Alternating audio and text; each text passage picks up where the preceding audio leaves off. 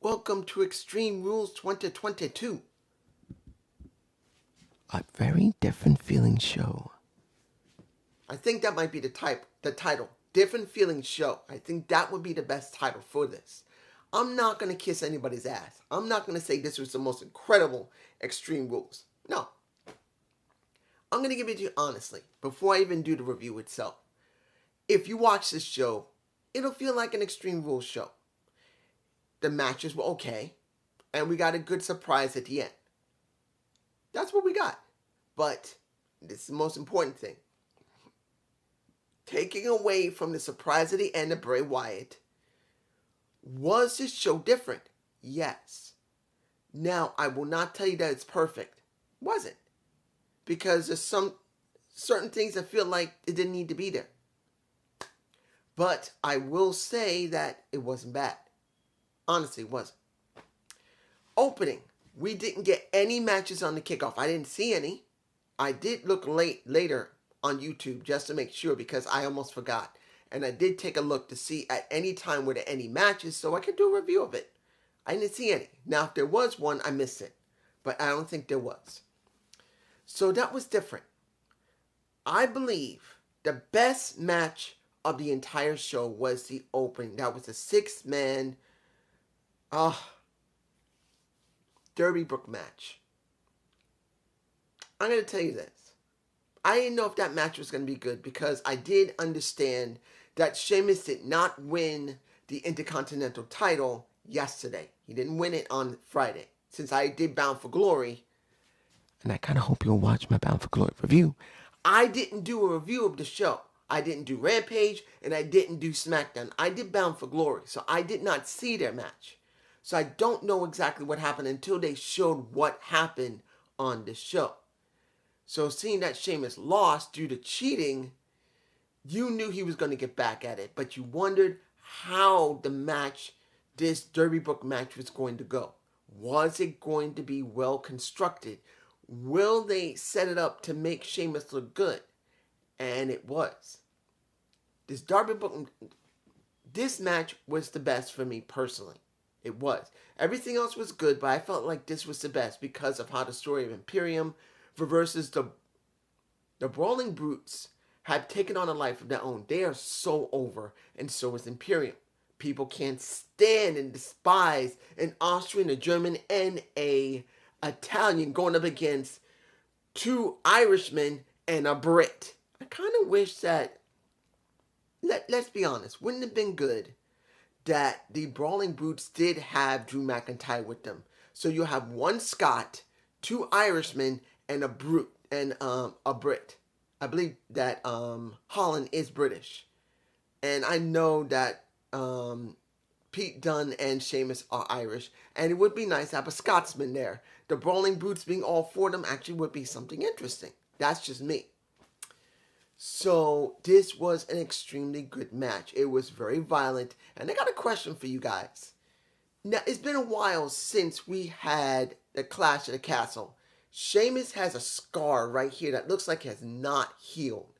You guys tell me below how long it's been there, because it's been there a while, hasn't it? It doesn't look like he's healing. I could be wrong. But in the end, we did eventually get a result. We got Sheamus getting the pin on, I can't remember who it was, that had to eat the pin. It was not, excuse me, this weather is still messing with my throat. I've been sneezing a lot. So if you wonder if something serious, I've been sneezing a lot, on and off, and runny nose. So it's a cold, sore throat, with cold, sneezing, coughing. But I can't remember who ate the pin for Sheamus, because it was someone who ate the pin for Sheamus. And it wasn't Gunther. It was not Walter. I'd rather call him Walter than Gunther. I hate that name. But you get my point. This was the best for me personally. But you wonder where they're going to go. Because we know the best option for Sheamus to really get the IC title is Survivor Series, but Crown Jewel's coming up. Would they be stupid enough? And I'm not saying Triple H would book it that dumb. But would they go there and just let Sheamus finally get the title over in Crown Jewel when he should get it at Survivor Series? I'm just saying, you guys tell me below what you're thinking. Next, the women's Extreme Rules match. Now, I'm not going to lie to you. Was this a good match? No. Was a passable match? Yes. I'll say that. It was not great completely all the way. And I'm not saying they didn't try. And I'm not saying Ronda didn't try. And I'm not saying that Liv Morgan didn't try. We knew Liv was eventually going to drop that title right to Ronda. And that's exactly what happened when she passed out. Yes, I believe I got a shot. It's in my face. She passed out to that hold that Ronda did. But I will say they did try to make it mean something. Having a solid bat, which could have been a rubber bat. I do believe it was a solid bat. Did help a bit. But I felt like there was something missing. Doesn't mean it was a bad thing. Doesn't mean the match was bad. Doesn't mean the story was bad. But it felt like there was something missing there. It just felt like it was something missing for me personally. In the end, Ronda won. I was not surprised. Now the question's going to be, since she is a heel and she's playing into it, will they book her correctly? And will Ronda sell it? Ronda's not one of the best to sell stuff. She just isn't. She wasn't great when she first started, and she's still not that great. And particularly that she does get very pissed off very easily on social media. So I'm hoping she sells this properly. For me personally, that's just how it goes. I could be wrong. You guys can tell me below, but that's how I feel. Now, the next match. And this is where it gets a little bit interesting. The strap match between Karrion Kross and Drew McIntyre. I don't know how to feel.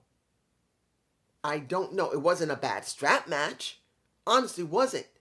But it felt like there was an element missing to that match. Kind of like what happened with Liv Morgan and Ronda Rousey. It doesn't mean it was bad. Seeing a Scarlet Bordeaux help out her man was the right thing. Seeing that they did get very physical. But I think the problem for me was that the strap just didn't feel like a strap. Something was missing from that. I don't know what it is. Maybe it's because I just haven't been myself lately. And I've said it on these videos that I've been going through some background problems, stress. And if I explain it to you, you go, what? I'm not going to. But maybe that's skewing me because if anyone has depression with anxiety, if this general situation goes away does not mean it goes away. It could take a long time before it settles down. And that might be what I'm feeling here. And maybe that's the reason why things in this show kind of felt off. But I don't believe it is. Even though I do have those issues. I just feel like something, an element, now in 2 matches seemed to be off. I don't know what it is. Doesn't mean the matches were bad. When it came to Liv and Ronda, it wasn't 100% a bad match. It wasn't perfect, and it wasn't 100% brutal, but it felt like there was something missing there. Here, something was missing. It was apparent. Now, mind you, Drew did win. No, actually, I take that back. Drew did not win. I might be tired as well. I had to take medicine, so I am a bit tired, along with coughing. But Drew did not win, my mistake. He got pepper sprayed in the face by Scarlet Bordeaux. And supposedly Karrion did get a little bit in his face, but he lost. And you saw him putting his hands in his face, begging for the pain to go away. And pretty much Karrion carrying his woman. I believe I got a shot of that, as well as for Drew. Let's see the Drew first.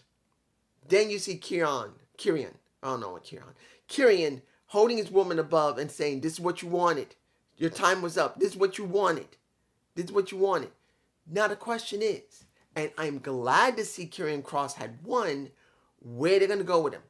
It has been, when you look at his past, Karrion Kross, which is Killer Kross, you see that he's never been booked correctly on the main roster. That is why he left. He was done. Now he's being booked correctly, but where is that booking going to go? I'm very curious. Now, before I get to the next match, let's talk about The Miz. What is the issue between The Miz and Dexter Lumis. Now, Miz just had his birthday. And Dexter, pretty much along with the mascot of Philly, the mascot that everyone knows and loves, which I've forgotten. I haven't thought about that mascot in so many years. It's been so long. I think his name is Quintley. I can't remember. It's been so long since I thought about that type of mascot. He bothered him. Miz did not want nothing to do with him. Eventually, when Miz was going to go to Triple H and try and get things settled for his birthday on Raw, Quinley, I believe his name, bothered him one more time. He beat his ass up, and then you see Dexter choke his ass out. Where are we going with this? Honestly, I'm not. Here's the thing. They had a vid pack for Miz showing how hard it was for him to get somewhere in this business. He started in the real world, and everyone thought that he's nothing but a TV guy. And he had to bust his ass, whether you like Mike Mizanin or not. He did literally have to bust his ass to continually prove that he earned his spot on WWE and in pro wrestling. He worked his ass off. So, where does that vid pack fit in with this story of Dexter constantly choking out The Miz? For what reason? Is it trying to make The Miz become something relevant, to reinvent himself, to let go of how the A-lister is? Or is it just filler? I'm going like, I don't know which one it is. At this point, they need to explain why Dexter's doing what he does and why The Miz is being the way he is. What did Dexter do? I don't know. Now, second best match.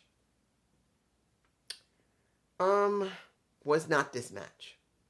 It was a good match. But second best match, I think I should leave this. Let me give it to you like when it became Bianca Belair versus Bayley in the first women's ladder match. Dainty comes to mind. That's the reason why I'm botching. That's the reason why I'm thinking of the best match, second best match of the night, which is not this. Let's be honest here. We know Bayley just came back from injury. We know Bianca has never been in a ladder match, even though Bayley has been in one. And the last match she was in, which was that, well, not that particular last match.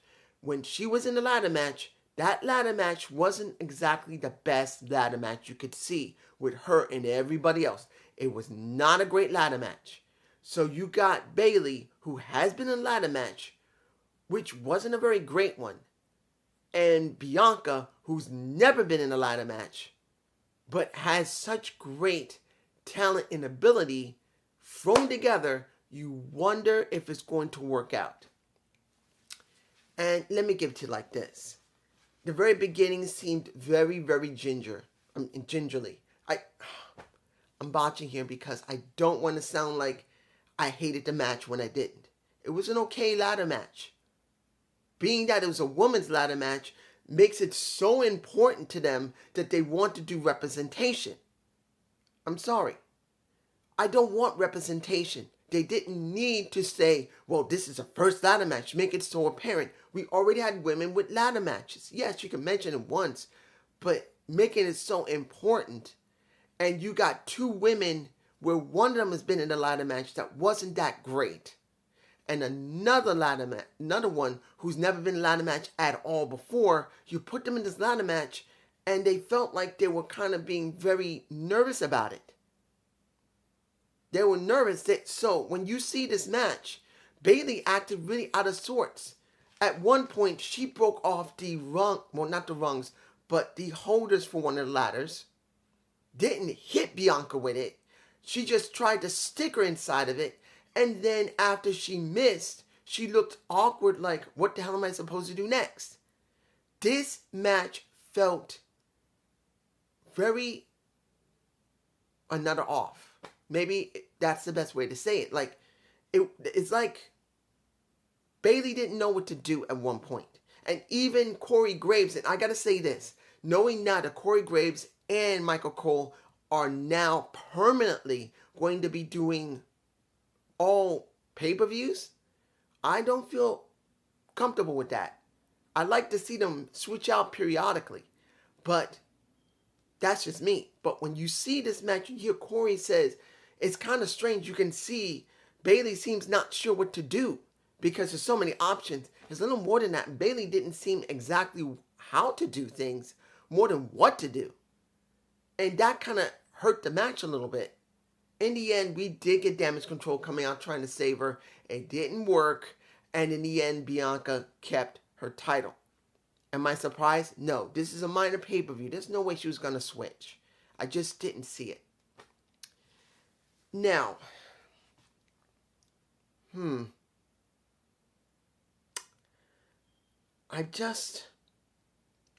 it comes to idea, I could say, because of how it ended, this easily could be the second best match of the night. And it's a strong contender compared to the fight pit. So I'm kind of switching in between. I'm not sure which one. But when you look at the I Quit match between Finn Balor and Edge, it wasn't just them doing the I Quit match. It wasn't that. It was basically when you see that Ray had to come out to try and help out, when you truly see Judgment Day interfering, and then you see that when it came to Judgment Day not fully getting anywhere, and then when you see Beth coming in with a kendo stick trying to save a man who had been chained up at one point with basically a handcuff, one of those long ones, you're going, dude, this has to be the second best match of the night. Particularly how Edge had to basically I Quit, because they had to threaten Beth. It was the only way he wasn't going to quit. And I believe I got a shot, and that's in my face. And when you see this, you see this is the second best match of the night. But then it's kind of hard to say it is, for the simple reason of how seeing that Dominic nailed Ray and knocked him out the ring was fine. But it's like what was missing in this one part when Ray was able to get back up.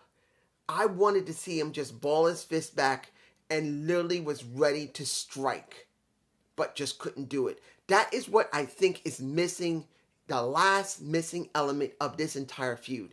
That even though Ray says, I'll never hit my son, there's no way that eventually a father, look, I'm a father, right? I don't want to harm my son. He's going to be 26 coming this January. Yes, I got a 26-year-old. But if he acts that out of sorts, that violent, that dangerous, if I was in Ray's place and he's already struck me multiple times, I come from the old school that, don't strike me, boy. I'm your dad. I don't want to strike you, but don't strike me. If you strike me, I will have perfect rights to beat your ass. And if he struck me, I would beat his ass because I warned him. Doesn't mean that I'm the type of person that just wants to do it immediately. I would be the type of person that would be a bit reluctant at first. I don't want my son to hurt me, but I don't want to get whacked in the face. So I probably would hold back at first. That's what Ray's missing. Ray will not, as far as I saw, has ever tried to ball his fist up and just do that. He's never done it. That's the last element missing, and I think it's one of the things I kind of wish had happened during the match. That's just me. Maybe it'll happen on this 25th Raw, dealing with DX. You never know. Final match. The Fight Pit. This is also a second best match of the night. Now, it's not that it's a great match. It's connected to the end with Bray, and I'll explain my feelings about that. But when it came to Daniel Cormier, and I barely remember him because back in the 90s when he was fighting in UFC, I barely remember him. I didn't really watch a lot of TV at the time. I was so busy and my wife didn't care about pro wrestling. And UFC, I barely seen any one of them. Yes, you had to also do pay-per-views, but I barely saw either of them, either highlights or anything on TV, so I barely saw anything. So I roughly barely remember him. So seeing that he was the one that was chosen, and that boy got a gut. He has packed it on, baby. But seeing that Matt Riddle had dealt with him because he had dealt with a guy that he couldn't beat. So in this match, seeing that it's submit or knockout, it wasn't an NXT match. Let's make this honest. When it came to Riddle, he was doing it like it was in NXT. But when you saw a Seth Rollins, he was doing it like it was on the main roster. That's what we got here. We got one guy that was doing the NXT style, and then one guy that's doing the main roster style. That not everyone's going to agree with. To me personally, it was a little janky at first, but they did get into a rhythm, and it did work out eventually. And I did enjoy the match to a certain extent. Admittedly, it did feel kind of anticlimactic the way that he had to tap out in that Seth Rollins. He did tap out. He gave in because there was no way he could escape. He was done. So after it was finished and Riddle felt so exonerated, what did they do? They finished it up. Riddle left. Well, they basically turned off the lights. That means they brought up the cage after that. And then the lights started... Well, what we got here, and this is where I believe I'm not going to be liked. Seeing Bray Wyatt back, I was hoping for something more. Because when it came down to it, he used the same material he had when he left. He had the Firefly Funhouse, and all the things that were there were apparent here. When the lights came on and off, you saw certain aspects of the Firefly Funhouse shown. And then you see a door. You see a light coming from the door.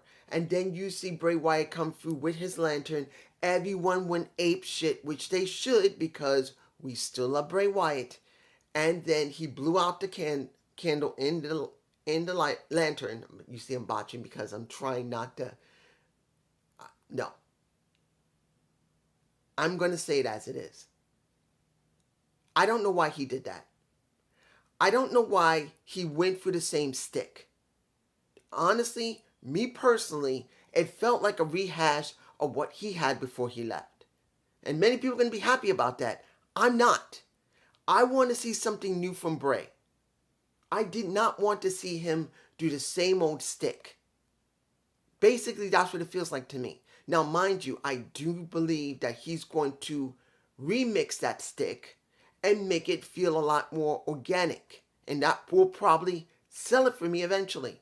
But the initial thought, seeing that he has done exactly the same thing as he always done, and then taking the stick that Vince himself fucked up, not once, but twice.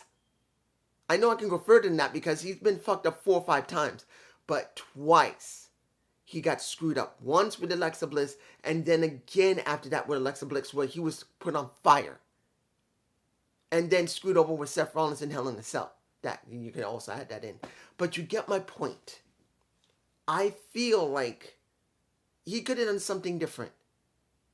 Something should have been different. He shouldn't have gone for the Firefly Funhouse.